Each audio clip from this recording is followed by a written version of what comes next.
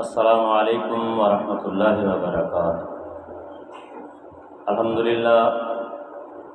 الحمدللہ نحمده ونستعینه ونستغفره ونعوذ باللہ من شرور انفسنا ومن سیئات اعمالنا، من یهده اللہ فلا مضل له ومن یضلل فلا ہادی له، واشهد ان لا الہ الا اللہ وحدہ لا شریک له، واشهد ان محمدا عبده ورسوله۔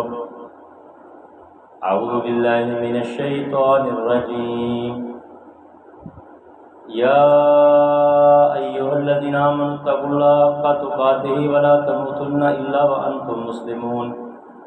یا ایھا الناس اتقوا ربکم الذی خلقکم من نفس واحدہ وخلق منها زوجها وبث منهما رجالا كثيرا ونساء، واتقوا الله الذي تساءلون به والارحام ان الله كان عليكم رقيبا۔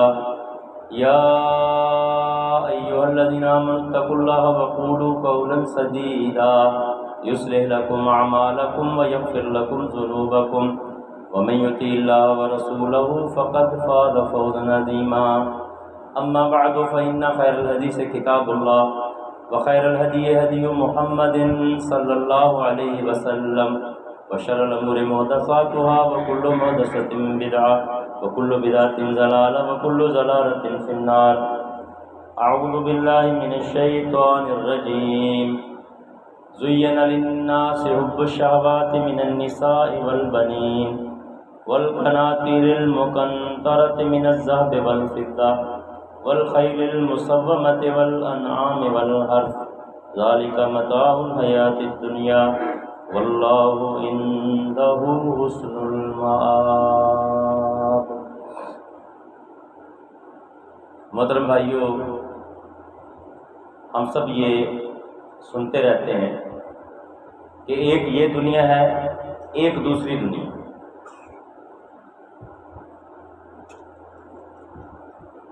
جتنے آخرت کے انکاری ہیں ان کی سوچ میں اور ان کے نظریے میں دو دنیایں نہیں ہیں، وہ صرف اسی دنیا کو جانتے ہیں۔ انسان کے جتنے اعمال ہیں وہ نظریات کے تابع ہوتے ہیں۔ مرکزی کردار، حتمی فیصلہ آخرکار نظریے پر ہی ہوتا ہے۔ تو جس آدمی کی سوچ میں، نظریے میں آخرت نہیں ہے، وہ آخرت کی تیاری بھی نہیں کر سکتا۔ جس کو یہ یقین نہیں کہ میں نے مرنے کے بعد دوبارہ زندہ ہونا ہے، مجھے اپنے مالک کے سامنے پیش ہونا ہے، پھر میری اس زندگی کا محاسبہ کیا جائے گا، یہ اس کا نظریہ نہیں، تو وہ اپنی اس زندگی میں آزاد ہے۔ جو اس کا دل چاہتا ہے وہ کرے،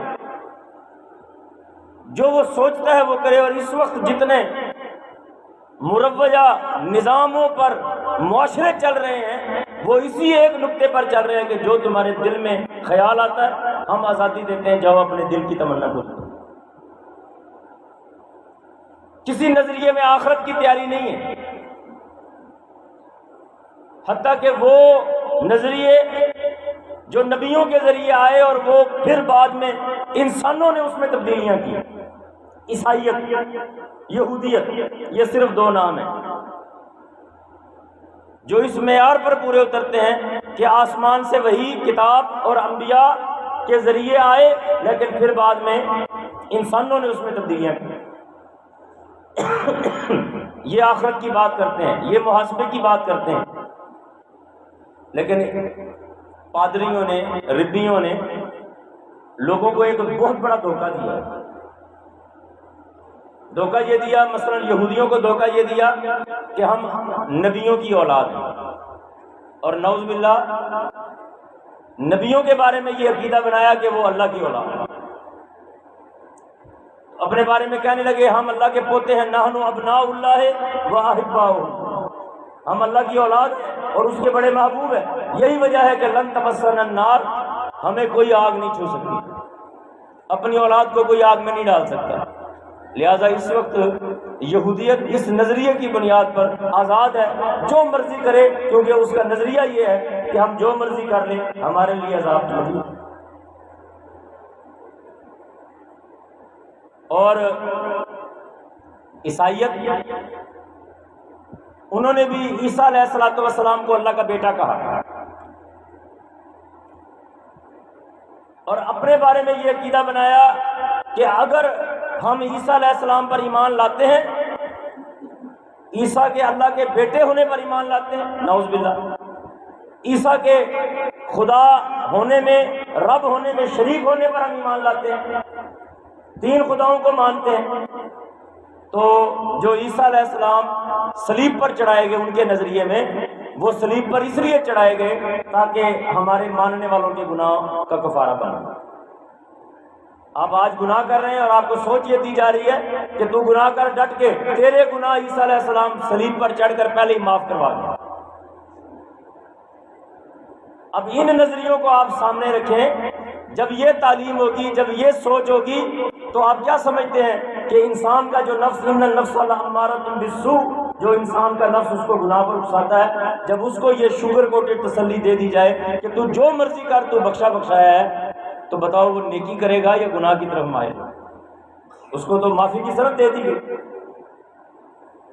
یہ گرجاؤں میں بیٹھے ہوئے پادری آج بھی یہ کام کرتے ہیں کہ ہفتہ وار عبادت کی سروسز ہوتی ہے، اور اس میں 1 to 1 ملاقات کا بندوبست ہوتا ہے، ہر مرد اور عورت پادری سے تنہائی میں ملتا ہے، اور وہ اپنے پورے ہفتے کے گناہ اس کو بتاتا ہے کہ میں نے یہ گناہ کیا، میں نے یہ گناہ کیا، میں نے یہ گناہ کیا۔ تو پادری اپنا ہاتھ بڑھاتا ہے، وہ اس کے ہاتھ پر کچھ رقم رکھ کر اپنے گناہ بتاتا ہے، اور پادری اس کو کہتا ہے کہ چل تیرے یہ سارے گناہ معاف ہو۔ معاف کون کر رہا ہے؟ پادری معاف کر رہا ہے۔ بات طویل ہو جائے گی، جمعے کا وقت مختصر ہوتا ہے۔ میں نے آپ کو یہ اس لیے بات سمجھائی ہے تاکہ ہم سب کو یہ بات سمجھ آئے کہ ہم اپنی اولاد کی نظریاتی تربیت پر سرے سے کوئی محنت نہیں کرتے۔ شتر بے مہار کی طرح ہم نے اپنی اولاد کو چھوڑا ہوا ہے کہ وہ گلی بازار میں جائے، معاشرے میں مروجہ جو نظریات ہیں وہ کبھی ادھر دیکھے، کبھی ادھر دیکھے، کبھی اس کی بات سنے، کبھی اس کی بات سنے، اور وہ مختلف افکار اس کے دماغ میں جمع ہو کر ایک کھچڑی کی صورت اختیار کر لے، اور وہ توحید کو سمجھ ہی نہ سکے۔ یہ فرقہ واریت ہمارے معاشرے میں کیوں ہے؟ کیونکہ مختلف افکار جمع ہو گئے۔ لوگ اس کو دھوکہ دینے کے لیے آپ کو کہیں گے کہ جی ہر گلے راہ رنگ و بو دیگرست، ہر پھول کی خوشبو اور رنگ مختلف ہوتا ہے، یہ مختلف رنگوں کے پھولوں کو اور خوشبوؤں کو آپ جمع کر دیں، یہ ایک گلدستہ بن جائے۔ یہ فرقہ واریت کے جواز کے لیے لوگ آپ کو باتیں کہیں گے۔ ہم کہتے ہیں محمد رسول اللہ صلی اللہ علیہ وسلم نے ساری دنیا سے لوگوں کو جو اس وقت اپنے نظریات میں، اپنے عقائد میں، اپنے اعمال میں، اپنے اخلاق میں کانٹوں کی حیثیت رکھتے تھے، ان کو جمع کیا اور ان کو پھولوں میں تبدیل کیا۔ عرب کا معاشرہ بدترین معاشرہ تھا، پوری دنیا کے معاشروں میں سے عرب کا معاشرہ رسول اللہ صلی اللہ علیہ وسلم کو بھیجا گیا بدترین معاشرہ تھا، اور بہت مختصر سی مدت ہے یہ 20-22 سال، جس میں اسلام نے تربیت کی اپنی چاشنی کے ساتھ اس بدترین معاشرے کو بہترین معاشرے میں تبدیل کیا۔ آپ سنتے ہیں انقلاب، معاشروں میں انقلاب لانا ہے، اور انقلاب کا لوگوں کے ذہنوں میں صرف ایک تصور ڈال دیا گیا، خونی انقلاب، گردنیں اڑا دو، ہمارے نظریے کے آگے جو آتا ہے اس کو کاٹ دو۔ اور اللہ کی قسم یہی خفیہ سوچ فرقوں کے ذہنوں میں چھپی ہوئی ہے، وہ آج بے بس ہے، فرقوں کا اقتدار نہیں ہے، سیاست الگ لوگوں کے ہاتھ، دنیا دار لوگوں کے ہاتھ میں ہے، اگر یہ سیاست کسی ایک فرقے اور مذہب کے ہاتھ میں آ جائے، وہ اپنا لبادہ اتار کر چہرہ کھول کر سامنے آ جائے گا، اور اس کا چہرہ یہ ہوگا کہ میں اپنے سوا باقی سب کو کاٹ رہا ہوں، برداشت نہیں کرتے۔ یہ انقلاب نہیں ہے۔ جو انقلاب محمد رسول اللہ صلی اللہ علیہ وسلم عرب میں لائے وہ یہ انقلاب نہیں تھا، اور نہ ہی اسلام آپ کو یہ تعلیم دیتا ہے کہ آپ معاشروں کے معاشرے قتل کر دیں۔ اگر آپ نے معاشروں کے معاشرے قتل کر دینے تو اسلام منوانا کس سے؟ دعوت کس کو دینی ہے؟ ہم دعوتی دین ہیں۔ جہاد فی سبیل اللہ کا بنیادی مقصد ہے فقاتلوا ائمۃ الکفر، کہ کفر کے وہ ستون جو اسلام کی دعوت میں رکاوٹ ڈال کر ظلم اور استحصال کے ساتھ مقابلے پر کھڑے ہوتے ہیں، جس سے معاشروں میں اسلام کا راستہ رکتا ہے، آپ نے وہ رکاوٹ جہاد سے ختم کرنی، معاشرے ختم نہیں کرنے۔ رسول اللہ صلی اللہ علیہ وسلم نے سب عربوں کو قتل نہیں کر دیا، جنگ رکاوٹوں کو دور کرنے کے لیے جنگ ایک پل بنی ہے جس سے آپ معاشرے میں اثر رسوخ پاتے ہیں۔ آپ فاتح کی حیثیت سے مکہ میں داخل ہوتے ہیں، پھر لوگوں کے سر قلم نہیں کرتے،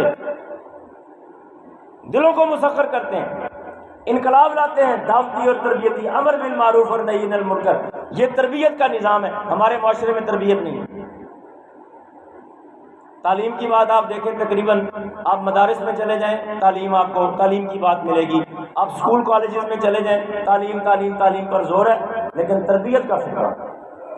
اسی تعلیم کو عملاً بندے کی سوچ میں اور عمل میں داخل کرنے کا نام تربیت ہے۔ جب تک آپ انقلاب ذہنی تربیتی دعوتی انقلاب نہیں نہ لائیں گے، آپ جتنی مرضی کوشش کر لیں، آپ 400 طریقے آزما لیں جس میں خدمت خلق بھی ہو، جس میں سیاست بھی ہو، جس میں جو کچھ آپ کر لیں، آپ معاشروں کو تبدیل نہیں کر سکتے۔ معاشروں کو تبدیل کرنے کا صرف ایک راز ہے جو اسلام نے ہمیں بتایا، جو ہماری اصل فضیلت ہے، کنتم خیر امت اخرجت للناس تأمرون بالمعروف وتنہون عن المنکر۔ یہ جو امر بالمعروف اور نہی عن المنکر ہے، دعوت کا نظام ہے، تربیت کا نظام ہے، فکری تربیت ہے، یہ سب سے بڑی ضرورت ہے۔ آپ دیکھیں عرب میں جو انقلاب لائے انہوں نے مسجدوں سے تربیتیں حاصل کی۔ ایران اور روم کی سلطنتوں کو الٹ کر اس پر اسلام کی قلم رو میں ان کو شامل کرنے والے، انہوں نے مسجدوں سے تربیت کی۔ ہندوستان کو آ کر فتح کرنے والا محمد بن قاسم مسجد سے تربیت حاصل کرنے والا۔ بڑے بڑے ملکوں جیسے صوبوں پر حکومت کرنے والے صحابہ نے مسجد نبوی کے صفحہ میں تربیت پائی۔ اسلام نے ہر فرد کو ایک استاد، ایک مربی، ایک دائی بنانا ہے۔ آج کا بچہ کل کا باپ ہے، آج کی بچی کل کی ماں ہے۔ انہوں نے گھر کا ماحول بنانا ہے۔ آپ جب تک اپنے اس اولاد کو تربیت اور تعلیم کے اس اسلامی ڈھانچے سے اور نظریے سے نہیں گزاریں گے، آپ آگے معاشروں میں انقلاب نہیں لا سکتے۔ ہر کوئی انقلاب کی بات کرتا ہے، مگر محمد رسول اللہ صلی اللہ علیہ وسلم کے پیٹرن پر کام کرنے کے لیے تیار ہیں۔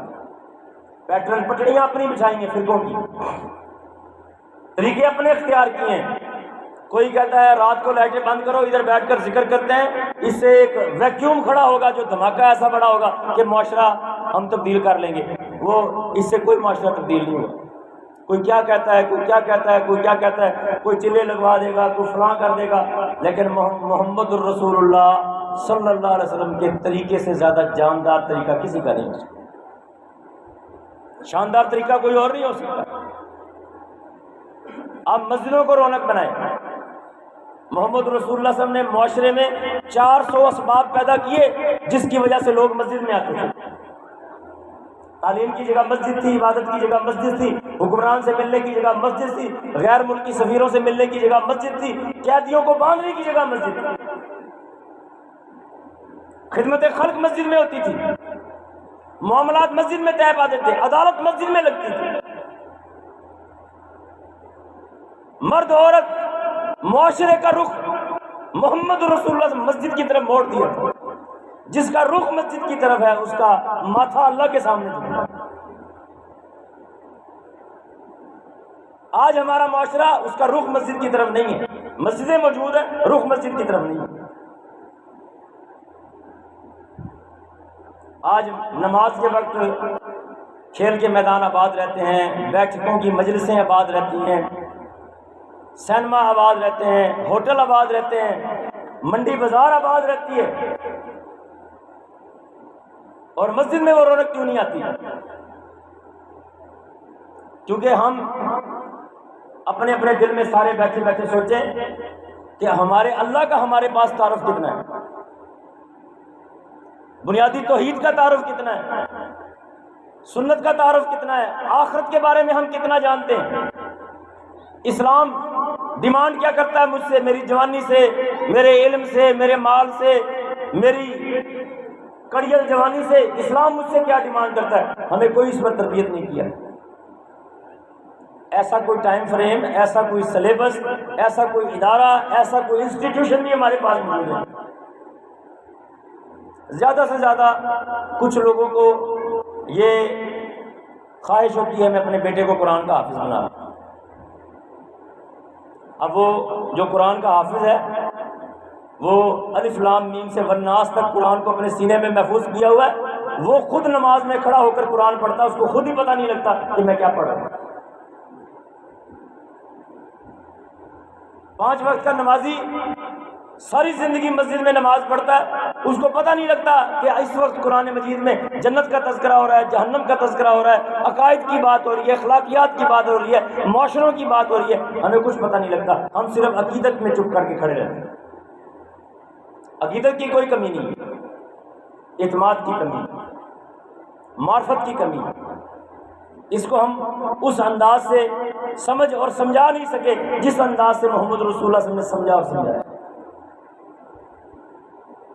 اور یاد رکھیے ان اللہ تعالی لَيَرْفَعُ بِهَذَا الْكِتَابِ أَقْوَامٌ وَيَضَعُ بِهِ آخَرِينَ، اس قرآن سے اللہ رب العزت قوموں کو بلند کرتے ہیں اور اسی قرآن کی وجہ سے قومیں پستیوں میں اور ذلتوں میں جا کر گئی۔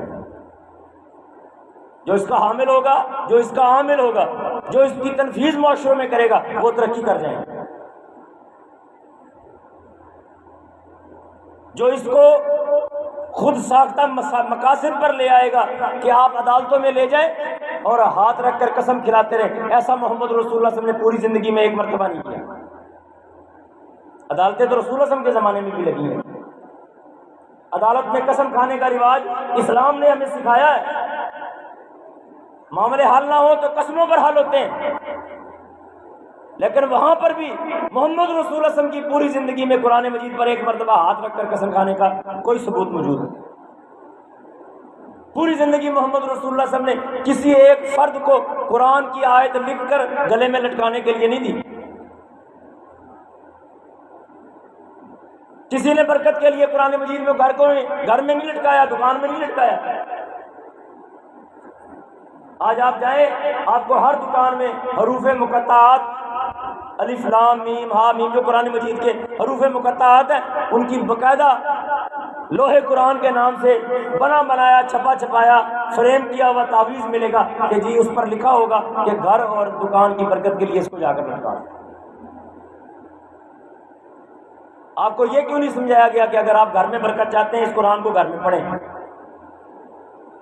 اس کو قرآن کو گھر میں سمجھیں، اس کو گھر میں نافذ کریں، اس کو معاشروں میں نافذ کریں۔ اگر تالا لگا ہو اور چابیوں کی ایک گچھی آپ کے پاس موجود ہو اور اس میں اس تالے کی بھی چابی آپ کے پاس موجود ہو، تو جب تک وہ چابی آپ ہاتھ میں رکھیں گے تالا تو نہیں کھلے گا۔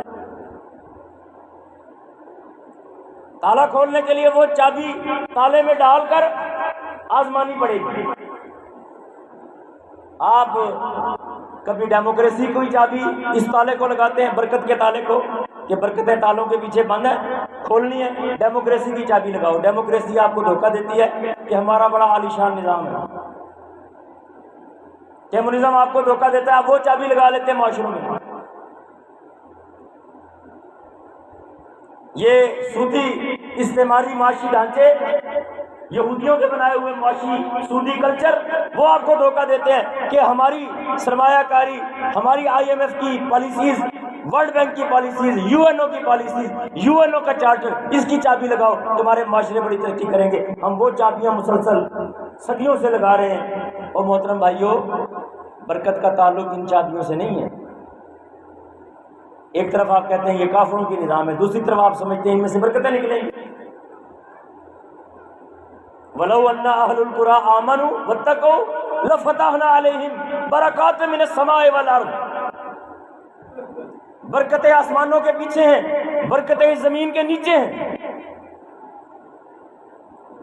مگر وہ دروازے مقفل ہیں۔ اور چابی کیا ہے؟ توحید بھرا اللہ پر ایمان لانا پورے معاشرے کا، اور معاشرے کا اللہ سے ڈر کر چلنا، عدالت اللہ کے حکم کے مطابق، اخلاقیات اللہ کے حکم کے مطابق، نظام ڈھانچہ سیاسی، اخلاقی، معاشرتی، منڈی، بازار، عدالت، ایوان، تھانہ، کچہری، گھر، گلی، کھیل، مسجد، ہر جگہ پر اللہ رب العزت کے نظام کی بات آ جائے، اللہ رب العزت یہ نہیں ہو سکتا کہ کوئی ایک بستی، ساری دنیا اللہ کی نہ مانے، ایک بستی اللہ کی مان لے، اللہ ساری برکتیں اس ایک بستی کی طرف چھاڑ دے۔ اگر بستیوں والے، قرآن نے یہی لفظ بنا وَلَوْ أَنَّ أَهْلُ الْقُرَىٰ، اگر بستیوں میں رہنے والے اللہ کو توحید کے ساتھ مان کر اللہ کی بات ماننا شروع کر دیں ڈر کر، تو اللہ ان پر زمین اور آسمان سے برکتوں کے دروازے کھولے۔ آج آپ مہنگائی سے پریشان، ہر بندے کی یہی مجلس صبح و شام باتیں اسی بات پر ہو رہی ہیں، یہ مہنگا ہو گیا، وہ مہنگا ہو گیا، یہ پریشانی ہے، دودھ بچوں کا پورا نہیں ہوتا، بل نہیں دے سکتا، فلاں نہیں کرتا، قرض میں جکڑا جا رہا ہوں۔ یہ پریشانیاں واقعتاً معاشروں کی ہیں، تقریباً ساری دنیا کی، مسلمان اور کافر سارے معاشروں کی۔ بھئی یہ تو کافروں کے معاشروں پر تو ہونی چاہیے تھی، کیونکہ ان کی پالیسیز غلط ہیں، وہ اللہ کی پالیسیز پر نہیں چڑھتے، ان کے پاس برکت نہیں آ سکتی، ان کے پاس کثرت آ سکتی ہے، برکت نہیں آ سکتی۔ ہم مسلمانوں کے معاشرے برکت سے کیوں محروم ہیں؟ اس کی وجہ ہے توحید ہمارے معاشروں سے ختم ہو گئی۔ ہم تعلیم اور تربیت کے ذریعے توحید کو لوگوں کو دوبارہ سکھائیں۔ غلط فہمی میں لوگ اپنی جن عقائد پر، جن سوچوں پر، جن نظریات پر زندگی گزار رہے ہیں، مطمئن ہے جو ہو بس ٹھیک ہے، بس ٹھیک ہے۔ بے نماز ہے وہ مطمئن ہے، نمازی ہے وہ جیسے نماز پڑھ رہا ہے وہ مطمئن ہے۔ منڈی بازار میں دھوکہ، ملاوٹ، کم تولنا، جھوٹ بولنا، اپنی مرضی، جیڑا جننے پھنس جائے، یہ منڈی کا دستور ہے۔ دکھاؤ کچھ، دو کچھ، اور ہم سمجھتے ہیں کچھ نہیں ہونے لگا، کیونکہ مسجد میں میں جا کے اللہ کو 2 سجدے کر رہا ہوں، میں نے اللہ کا حق ادا کر دیا، اب دنیا، اب سارے نظام، اب سارے معاملات میرے اپنے، میں نے اپنی مرضی سے سارے فیصلے۔ وما خلقت الجن والانس الا ليعبدون، اللہ نے ہمیں اپنی عبادت کے لیے پیدا کیا۔ عبادت کا مطلب نماز روزہ ہی نہیں ہے، عبادت تو غلامی کرنے کو کہتے ہیں۔ کہ آپ منڈی میں بھی پہلے اللہ سے پوچھیں، اللہ جی میں آپ کا غلام ہوں، بتاؤ میں تولنے میں کیا کروں، بولنے میں کیا کروں، چلنے میں کیا کروں، معاملات کیسے ہوں، کس سے دوستی بناؤں، کس سے تعلق توڑ لوں۔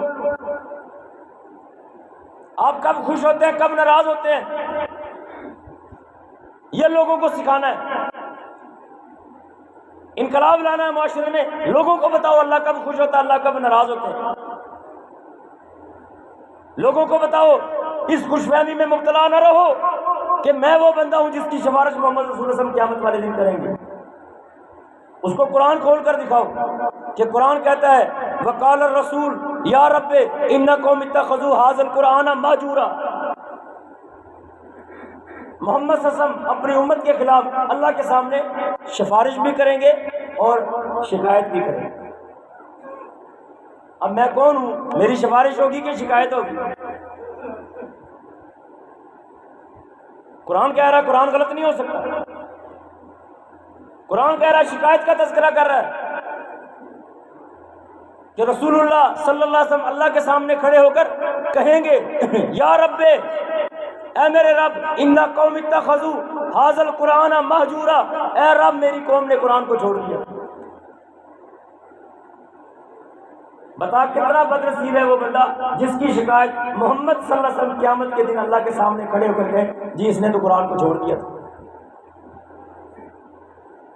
اس کی بدنصیبی میں کوئی شک ہے؟ کون ہے وہ بدنصیب؟ وہ جج بدنصیب ہے جو کرسی پر بیٹھتا ہے اور فیصلہ وہ 73-56 کے آئینوں پر کرتا ہے، وہ قرآن مجید پر فیصلہ نہیں کرتا. تو بتا قرآن کا چھوڑنا اور کیا ہے؟ وہ وکیل بڑا بدنصیب ہے جو اپنے ہاتھ سے پکڑ کر قرآن لے جا کر گواہ یا ملزم کے سامنے رکھ کر اس سے قسم کھلواتا ہے قرآن عدالت میں موجود ہے، مگر وہ مقدمے کی سماعت اور جرا کے دوران دلیل کے طور پر قرآن مجید کی آیت کھول کر بیان نہیں کرتا، وہ کانسٹیٹیوشن کو کھول کر بیان کرتا. محمد علی جناح سے پوچھا گیا آپ جو ملک بنا رہے ہیں اس کا کانسٹیٹیوشن کیا ہوگا، اس کا آئین کیا ہوگا، اس کا قانون کیا ہوگا؟ انہوں نے کہا ہم کون ہوتے ہیں قرآن آئین بنانے والے؟ ہم لا الہ الا اللہ کا ملک بنانے لگے. ہمارا اس وقت کا 1300 سال پہلے، اس وقت 1300 سال پہلے تھا کہ 1300 سال پہلے ہمارا قانون آسمان سے بن کر آ چکا ہے. ہم کسی زمین کے اوپر بنے ہوئے قانون کے قائل نہیں ہیں. یہ تبدیلی لانی ہے بھائی معاشرے میں. لا الہ الا اللہ لوگوں کو سمجھاؤ، یہ بڑا بھاری کلمہ ہے. اللہ کے عرش سمیت عرش بھی اللہ کی مخلوق ہے، ساری کائنات ساری مخلوق ایک پلڑے میں رکھ دو، لا الہ الا اللہ کے وزن کے برابر نہیں ہو سکتا. فَاعْلَمْ أَنَّهُ لَا إِلَٰهَ إِلَّا اللَّهُ، یہ جو اللہ کی معبودیت، اللہ کی الوہیت، اللہ کے اسماء و صفات، اللہ کا خوش ہونا، اللہ کا ناراض ہونا، اللہ کب معاف کرتے ہیں کب پکڑ کرتے ہیں، نعوذ باللہ. کیا درست ہے کیا غلط ہے، کیا حلال ہے کیا حرام ہے، کیا غلام کو زیب دیتا ہے کیا زیب نہیں دیتا، کیا پہن سکتا ہے کیا نہیں پہن سکتا.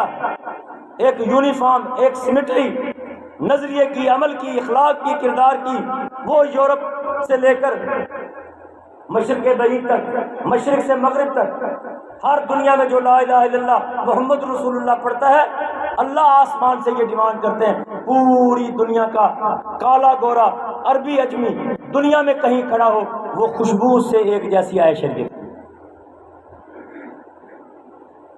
ایک رنگ ہو، ایک پلیٹ فارم ہو، ایک جماعت ہو، ایک امت ایک ملت بنے، نظریات کا اختلاف نہ ہو. آپ کہیں میں وہ ہوں، وہ کہے میں وہ ہوں، میرا اور نام اس کا اور نام، میری اور سوچ اس کی اور سوچ، ہم اکٹھے صف میں کھڑے ہو ہماری نماز نہ ملے. یہودی میں، عیسائی میں، ہندو میں فرق ہو، ان کا فرق اسلام کے فروغ کا سبب بن سکتا ہے. اسلام میں فرق ہو کیسے اسلام کو ترقی ملے گی؟ یہ فرق مٹانا ہے، دعوت کے ذریعے انقلاب لانا ہے. اس کا بہترین طریقہ یہ ہے اولاد کی تربیت پر زور دیں، تعلیم و تربیت کے فقدان کو دور کریں، مواقع کو غنیمت جانیں، دعوتی انقلاب محمد رسول اللہ صلی اللہ علیہ وسلم کی طرح معاشروں میں لائیں، تھوڑے وقت میں بدترین کو بہترین میں تبدیل کریں. جب یہ انقلاب لانے کی آپ کوشش کریں گے پھر انشاءاللہ عزیز آپ دیکھیں گے آپ کو برکتیں ملیں گی.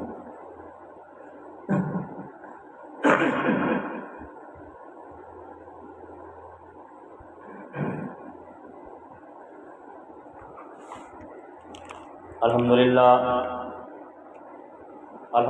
نحمدہ ونستعینہ ونستغفرہ ونعوذ باللہ من شرور انفسنا ومن سیئات اعمالنا من یهده اللہ فلا مضل له ومن یضلل فلا ہادی له واشهد ان لا الہ الا اللہ وحدہ لا شریک له واشهد ان محمدا عبدہ ورسولہ. محترم بھائیو، یہ ماشاءاللہ آپ کا ایک بڑا بہترین ادارہ اللہ نے مسجد کی شکل میں یہاں بنا دیا. رسول اللہ صلی اللہ علیہ وسلم جہاں جاتے تھے، جہاں بندے بھیجتے تھے، سب سے پہلا حکم یہ دیتے تھے کہ وہاں جاتے ہی سب سے پہلے مسجد بنا. آپ کو پتہ ہے نا، محمد صلی اللہ علیہ وسلم مدینے میں آئے اور آتے ہی سب سے پہلے کیا کیا؟ مسجد کی بنیاد لگا. سب سے پہلا کام مدینے میں آنے کے بعد محمد رسول اللہ صلی اللہ علیہ وسلم نے مسجد کی بنیاد لگا. تو الحمدللہ یہ جو آپ کی مسجد کا اوپر خواتین کے لیے، ہماری بہنوں کے لیے ہال بن رہا ہے، اس کی مکمل تیاری موجود ہے. بھائی مجھے بتا رہے تھے، بڑی خوشی ہوئی، مجھے یاد آیا میں زون المسول تھا آپ کے علاقے کا. ہم آئے عبداللہ بھائی کے ساتھ، یہاں کھڑے ہو کر ہمارے کچھ بزرگ جو اس وقت قید میں ہیں وہ بھی ساتھ تھے. یہاں کھڑے ہو کر اس جگہ کو فائنل کیا، اور ان کو اللہ نے موقع دیا، سارے بھائیوں نے بیٹھے ہیں، ساری جماعت انہوں نے محنت کی، آج الحمدللہ اسلام کا یہ قلعہ یہاں پر موجود ہے۔ اور اس وقت جو اوپر والا حال ہے وہ کہہ رہے تھے اس کا سارا سامان موجود ہے، صرف سیمنٹ جو 250 بوری ہے نا، تقریباً 2,25,000 یا 2,30,000 کا خرچہ سیمنٹ کا جو ہے وہ باقی ہے۔ کل جی شیخ صاحب، کل انشاءاللہ لنٹر ڈالنے کی تیاری ان کی موجود ہے، بلکہ آپ کوشش کریں اس کو اپنے گھر جتنی ترجیح دیں، کوشش کریں جب یہ ڈالا جا رہا ہو آپ یہاں اس وجہ سے کھڑے ہو کہ یہ اللہ کا گھر میرے گھر کی جگہ ہے، میری عبادت کی جگہ ہے، اس میں حصہ ڈالیں، اس میں وقت دیں، اس کو دیکھ کر خوش ہوں۔ تو محترم بھائیوں، میں آپ تمام بھائیوں سے یہ گزارش کروں گا کہ جو اللہ رب العزت دل کھول کر آپ کو توفیق دیتا ہے اس میں ضرور حصہ ڈالیں۔ من بنا للہ مسجدا بنى اللہ لہ بیتا فی الجنہ، یہ دنیا میں اس کو آپ ڈنگا کہتے ہیں، یہ ڈنگے میں سیمنٹ لگاؤ، ڈنگے میں سریا لگاؤ اور جنت میں سیدھا آپ کا گھر لگا۔ حتیٰ کہ رسول اللہ صلی اللہ علیہ وسلم نے فرمایا جس نے اللہ کے لیے اتنی مسجد بنا دی، ایک یونیفارم، ایک سیمیٹری نظریے کی، عمل کی، اخلاق کی، کردار کی، وہ یورپ سے لے کر مشرق بعید تک، مشرق سے مغرب تک، ہر دنیا میں جو لا الہ الا اللہ محمد رسول اللہ پڑھتا ہے، اللہ آسمان سے یہ ڈیمانڈ کرتے ہیں پوری دنیا کا کالا گورا عربی اجمی دنیا میں کہیں کھڑا ہو وہ خوشبو سے ایک جیسی آئے شریعت، ایک رنگ ہو، ایک پلیٹ فارم ہو، ایک جماعت ہو، ایک امت، ایک ملت بنے، نظریات کا اختلاف نہ ہو، آپ کہیں میں وہ ہوں، وہ کہے میں وہ ہوں، میرا اور نام اس کا اور نام، میری اور سوچ اس کی اور سوچ، ہم اکٹھے صف میں کھڑے ہو ہماری نماز نہ ملے۔ یہودی میں، عیسائی میں، ہندو میں فرق ہو، ان کا فرق اسلام کے فروغ کا سبب بن سکتا ہے۔ اسلام میں فرق ہو، کیسے اسلام کو ترقی ملے گی؟ یہ فرق مٹانا ہے، دعوت کے ذریعے انقلاب لانا ہے، اس کا بہترین طریقہ یہ ہے اولاد کی تربیت پر زور دیں، تعلیم و تربیت کے فقدان کو دور کریں، مواقع کو غنیمت جانیں، دعوتی انقلاب محمد رسول اللہ صلی اللہ علیہ وسلم کی طرح معاشروں میں لائیں، تھوڑے وقت میں بدترین کو بہترین میں تبدیل کریں۔ جب یہ انقلاب لانے کی آپ کوشش کریں گے پھر انشاءاللہ عزیز آپ دیکھیں گے آپ کو برکتیں ملیں گی۔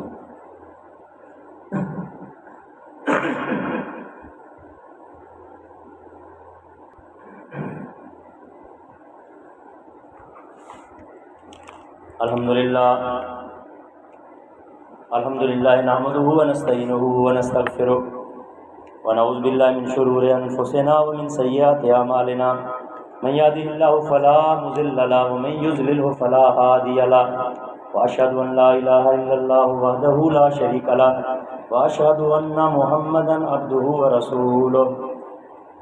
محترم بھائیو، یہ ماشاءاللہ آپ کا ایک بڑا بہترین ادارہ اللہ نے مسجد کی شکل میں یہاں بنا دیا۔ رسول اللہ صلی اللہ علیہ وسلم جہاں جاتے تھے، جہاں بندے بھیجتے تھے، سب سے پہلا حکم یہ دیتے تھے کہ وہاں جاتے ہی سب سے پہلے مسجد بنا۔ آپ کو پتہ ہے نا، محمد صلی اللہ علیہ وسلم مدینے میں آئے اور آتے ہی سب سے پہلے کیا کیا؟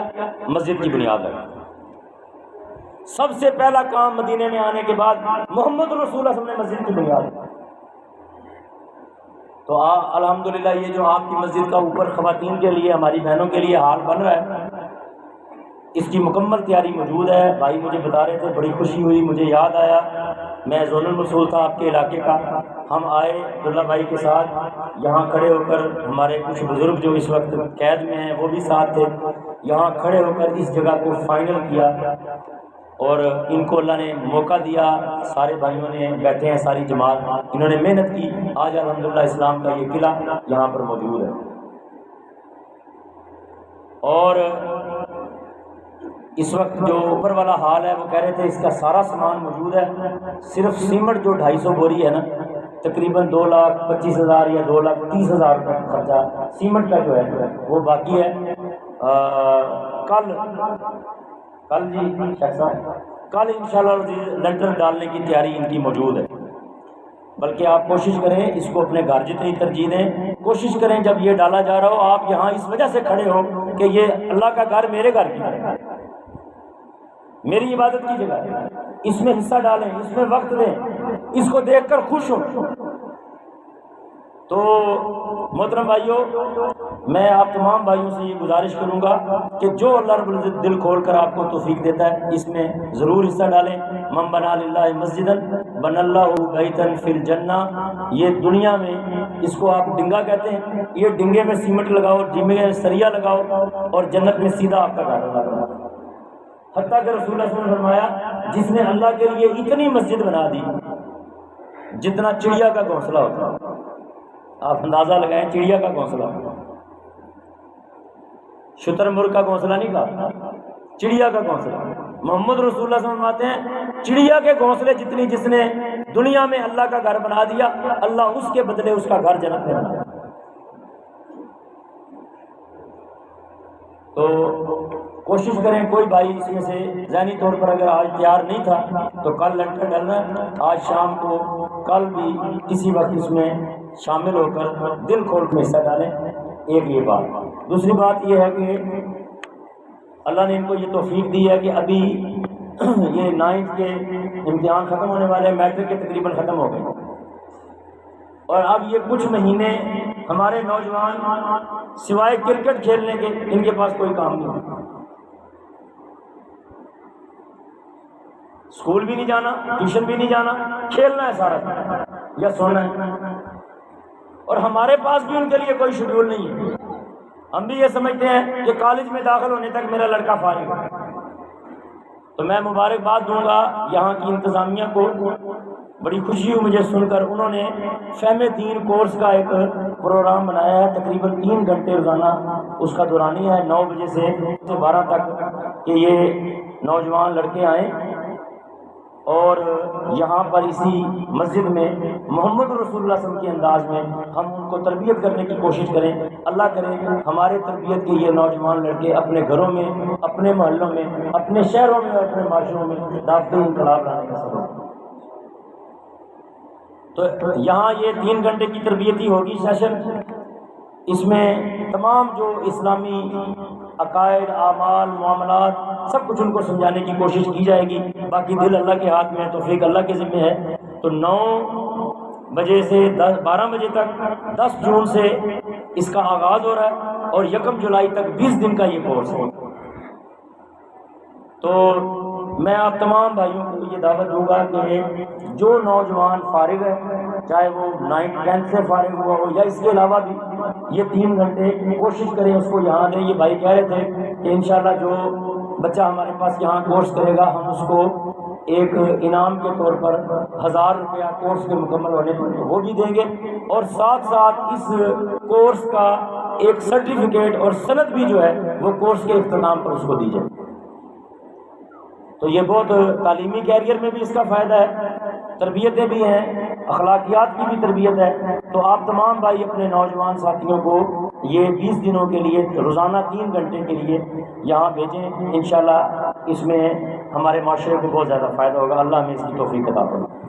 دوسری گزارش یہ ہے کہ 8 بدھ کو دوپہر کو 12 بجے چند گھنٹوں کے لیے یہاں پر حج کورس کا ایک پروگرام کیا گیا جا رہا ہے، جس میں جو لوگ حج پر جا رہے ہیں اور جو لوگ حج پر نہیں جا رہے اور ارادہ رکھتے ہیں حج کا، وہ اپنے ارادے کی صداقت کے طور پر آ کر اس کورس میں شامل ہیں. زندگی موت کا کوئی پتہ نہیں. میں آج گواہی اپنے لیے لے لوں کہ یا اللہ میرا ارادہ تھا تو میں نے اس ارادے کے ساتھ جا کر حج کرنے کا سنت کا طریقہ سیکھا تھا. بعد میں اس کو موقع ملا کہ نہیں، زندگی نے وفا کی کہ نہیں، وہ آئے اور یہ سیکھے. اور میں یہ سمجھتا ہوں کہ اسلام کے 5 ارکان میں سب سے بد نصیب ہمارے معاشرے میں حج کا معاملہ ہے.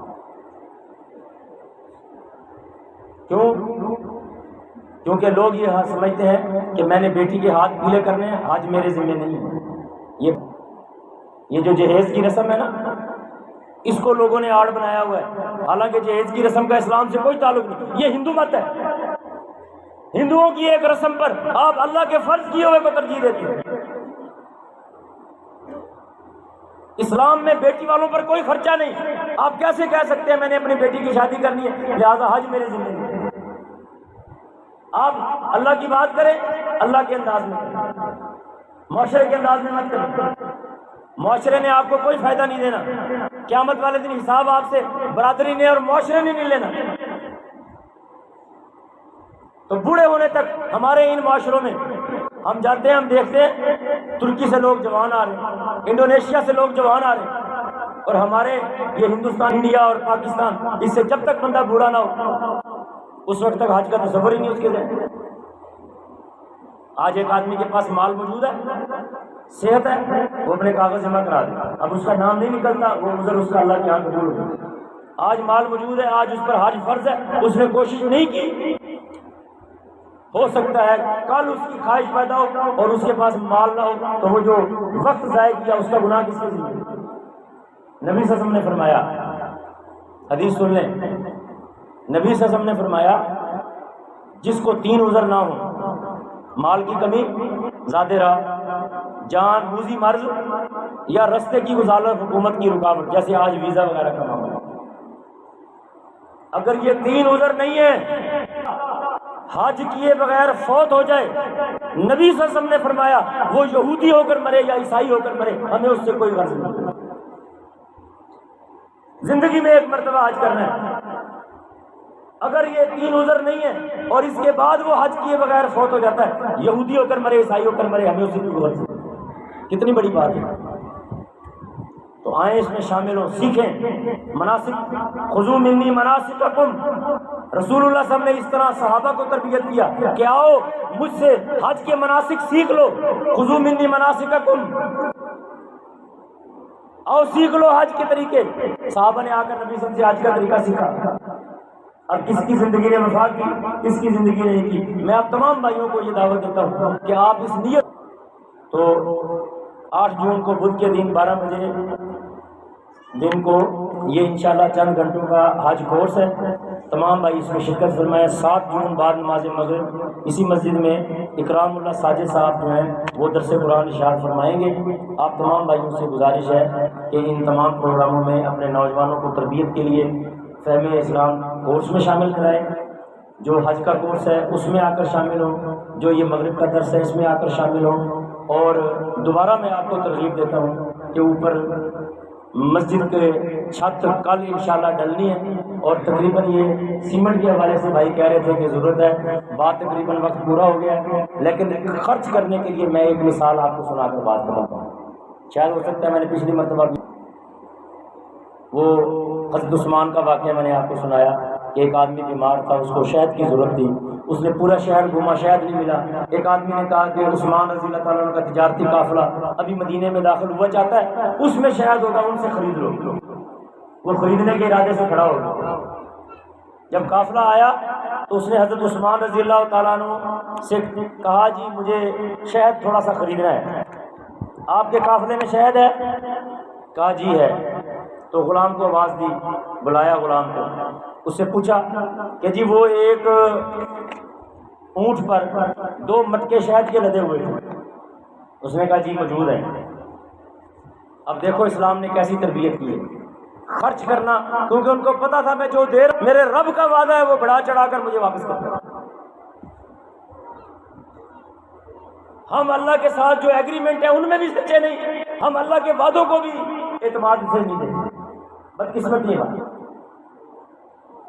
ہم صدقہ اس طرح سے نہیں کرتے کہ فقر آ جائے گا، حالانکہ فقیری میں صدقہ کرتے کرتے صحابہ مالدار ہو گئے، صدقے نے ان کو مالدار کر دیا۔ فقیری میں، غریبی میں صدقہ کر کر کے دہاڑی دار دہاڑی اس لیے کرتا تھا کہ لا کر صدقہ کرتا، کیا آیا نہیں جولی میں دانے لے کر کہ جی پورا دن پوری رات یہودی کے باغ میں نے پودوں کو پانی دینے کی مزدوری کی ہے، یہ جھولی میں اس نے دانے ڈالے، آدھے صدقے کے لیے لا کر رسول اللہ صلی اللہ علیہ وسلم کو پیش کر دی، آدھے بچوں کے لیے لے کر۔ کمائیاں اس لیے کی ہیں کہ صدقے کریں۔ تو حضرت عثمان نے کہا 1 مٹکا اس کو دے دو۔ وہ غلام کہنے لگا جی 2 مٹکے اونٹ پر بیلنس۔ آپ پرانے لوگ تو جانتے ہیں نا کہ دو چیزیں برابر لگتی تھی تو بیلنس ہوتا تھا، اگر 1 مٹکا اس کو دے دیا تو دوسرا مٹکا اس کا بیلنس آؤٹ ہو جائے، وہ اونٹ پر نہیں لدا رہ سکتا۔ تو حضرت عثمان نے کہا کوئی بات نہیں، 2 مٹکے اس کو دے۔ ہمارا بیلنس آؤٹ نہیں ہوتا. دونوں مٹکے دے دے اس کو، وہ تھوڑا سا مانگ رہا ہے. دل دیکھو اسلام نے کیسا دیا ہے خرچ کرنے کا. کہا دونوں مٹکے دے دو. تو غلام کہنے لگا جناب یہ بیمار آدمی، اس سے ایک مٹکا نہیں اٹھایا جائے گا، دو مٹکے یہ کیسے لے جائے گا؟ تو حضرت عثمان نے کہا کوئی بات نہیں، جس اونٹ پر وہ دونوں مٹکے لگے اس کی رسی اس کے ہاتھ میں. غلام بھاگا، اس نے جا کر وہ اونٹ کی رسی اس کو دے کر رخصت کیا. حضرت عثمان نے غلام کو بلایا واپس کہ میں نے کہا مٹکا دے دے تو نے بہانے بنائے، دو مٹکے دے دے تو نے بہانے بنائے، جب میں نے اونٹ کا کہا تو بہت تیزی سے گیا دینے کے لیے. اس نے کہا جی مجھے ڈر لگتا تھا آپ کی فیاضی سے، آپ کے خرچ کرنے سے، آپ کی سخاوت سے مجھے ڈر لگتا تھا کہ کہیں آپ یہ نہ کہہ دیں کہ اس بیمار کی خدمت کے لیے اس غلام کو بھی اس کے حوالے کر دیں. تو عثمان کہنے لگے اللہ کے بندے اگر میں یہ کہہ دیتا تو تو میری غلامی سے آزاد ہو جاتا. اس نے کہا جی میرے جیسے سینکڑوں غلام آپ کو مل جائیں گے مگر آپ جیسا آقا مجھے کہیں نہیں ملے. تو آج 1400 سال کے بعد میں آپ کو دعوت دوں گا آپ مدینے جائیں اور مسجد نبوی کے ساتھ سوق تمر ہے، کھجوروں کا مارکیٹ ہے، اس میں آپ جائیں، ایک دکان، دوسری دکان، تیسری دکان، چوتھی دکان، 10ویں دکان، 100ویں دکان، آپ پوچھیں ان سے کہ مدینے میں جتنے کھجور کے باغ ہیں سب سے بہترین کھجور کس باغ سے آتی ہے؟ وہ آپ کو کہے گا کہ 1400 سال کے بعد آج بھی حضرت عثمان کا باغ موجود ہے، حضرت عثمان کے باغ سے سب سے بہترین کھجور ہے، اور وہ صدقے کے طور پر اس کی آمدن آج بھی صدقے کے طور پر تقسیم ہو رہی ہے. 1400 سال کے بعد حضرت عثمان کا صدقہ جائے گا. اس میں ایک اینٹ لگائیں، سیمنٹ کی بوری لگائیں، سریا لگائیں، اس مسجد کو بنائیں، انشاءاللہ رب کا یہ گھر قیامت تک آپ کی گواہی بن کر کھڑا ہے، صدقہ بن کر کھڑا ہے، عبادت بن کر کھڑا ہے. ہم ہو سکتا ہے اسی قبرستان میں دفن ہو جائیں، کسی اور جگہ دفن ہو جائیں، ہم ختم ہو جائیں، ہمارا وجود ختم ہو جائے اور ہمارے لیے عبادت کا اجر چلتا رہے. تو تمام بھائی جو ہیں وہ پیچھے نہ رہیں، اس میں مسجد کی اس تعمیر میں ضرور حصہ ڈالیں. عباد اللہ رحمکم اللہ، ان اللہ یامر بالعدل والاحسان وایتاء ذی القربی وینہی عن الفحشاء والمنکر والبغی یعظکم لعلکم تذکرون. سبحان ربک رب العزۃ عما یصفون وسلام علی المرسلین.